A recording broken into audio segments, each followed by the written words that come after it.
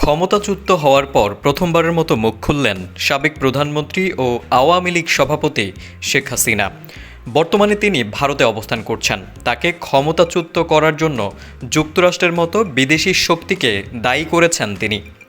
শনিবার দলের নেতাকর্মীদের উদ্দেশ্যে যে বার্তা দিয়েছেন শেখ হাসিনা, সেখানেই তিনি বিষয়টি স্পষ্ট করেছেন। ভারতের সংবাদ মাধ্যম দ্য প্রিন্ট এই খবর জানিয়েছে। নেতাকর্মীদের উদ্দেশ্যে দেওয়া বার্তায় শেখ হাসিনা বলেছেন, আমি ক্ষমতায় থাকতে পারতাম যদি সেন্ট মার্টিন এবং বঙ্গোপসাগর আমেরিকার হাতে তুলে দিতাম। ভারত সরকার বাংলাদেশের রাজনৈতিক সংকটের পেছনে বিদেশি হাতের সম্ভাবনা বিশ্লেষণ করার কথা বলার কয়েকদিন পর এ নিয়ে কথা বলেন শেখ হাসিনা।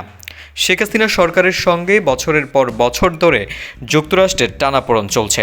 চলতি বছরের জানুয়ারির নির্বাচনের আগে তিনি বলেছিলেন, একজন সাদা মানুষ বিমান ঘাটের বিনিময়ে তাকে মসৃণভাবে ক্ষমতায় প্রত্যাবর্তনের প্রস্তাব দিয়েছিলেন। সবশেষ দেওয়া এই বার্তায় বাংলাদেশের ইতিহাসে সবচেয়ে দীর্ঘমেয়াদী প্রধানমন্ত্রী শেখ হাসিনা নতুন অন্তর্বর্তী সরকারকে এই ধরনের বিদেশি শক্তি দ্বারা ব্যাহত না হতে সতর্ক করেছেন।